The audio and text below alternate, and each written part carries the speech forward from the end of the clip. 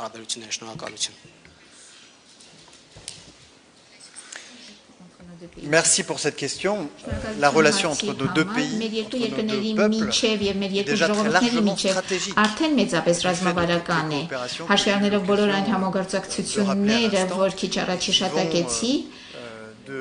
եւ որոնք թե աջակցություն են ենթակառուցվածքներին, ջրի ցանցին օրինակ կամ շարժունակությանը, մինչև տեխնոլոգիաներին, իդեմիա կազմակերպության ժամանումով, ինչպես նաեւ մի շարք ծրագրեր ու նախագծեր, որ իրականացնում են ֆրանսիական համայնքները, célébrer ou en tout cas valoriser մեծապես կարևորվեն մեկ շաբաթ անց ապակենտրոնացված համագործակցության կոնֆերանսի ժամանակ իդեպ այս առումով ուզում եմ նշել, որ Տիկին Ֆլորանս Պրովանդիի ներկայությունը ինձ հետ այստեղ այս պատվիրակությունում, որ իմ նախարարությունը դիմել է նրան աննախադեպ ձևով պաշտոն ունենալու, որպեսզի երկու կողմի ֆրանսիական եւ հայկական ասոցիացիաները, համայնքները, տարբեր կազմակերպությունները համատեղ եւ բոլոր մակարդակներում կարողանան համագործակցել։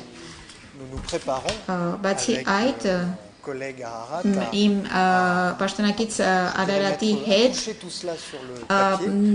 մտադիր ենք այս ամենը թղթին հանձնելու, նախապատրաստելով ռազմավարական գործընկերություն, որը պարզապես ավելի ֆորմալ բնույթ կհաղորդի արդեն գոյություն ունեցող հարաբերություններին, բայց նաև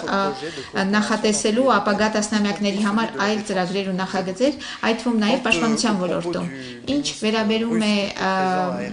պարոն Լավրովի խոսքերին ես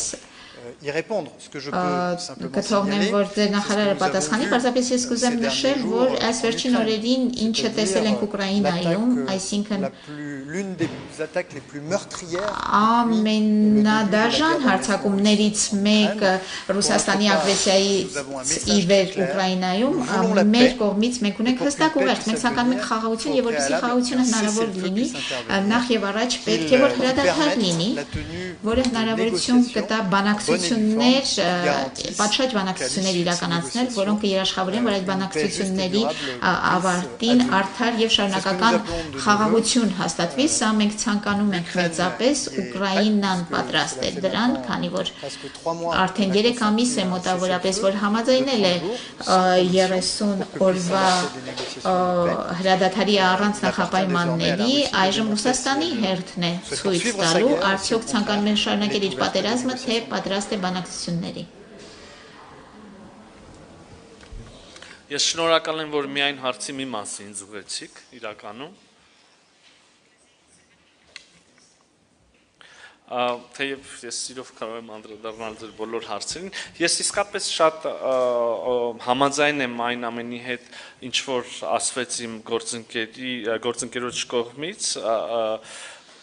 Հայաստան-Ֆրանսիա ռազմավարական գործընկերության համատեքստում, տեսեք, մենք թվարկեցինք արդեն բազմաթիվ գործիքներ, եւ սա կրկին ուզում եմ շեշտել, շատ հպանցիկ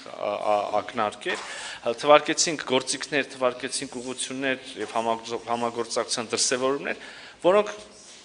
կարող ենք ասել չունեն նույնիսկ երկրներ, որոնք ունեն ռազմավարական համագործակցության մասին ձեր հիշատակած փաստաթուղթը, բայց նաև համաձայն եմ իմ սիրելի գործընկերոջ հետ, ձեր ասածը մենք ընդունում ենք իբրև մեդիայի եւ եթե կուզեք քաղաքացիական հասարակության, եթե կուզեք Հայաստանի քաղաքացիների կողմից տրվող ուղիղ հանձնարարական եւ ինչպես արդեն ասվեց, մենք կաշխատենք այն ուղղությամբ, որ մեր խորը համագործակցություն նաեւ փաստաթղթային ձևակերպմամբ ճիշտ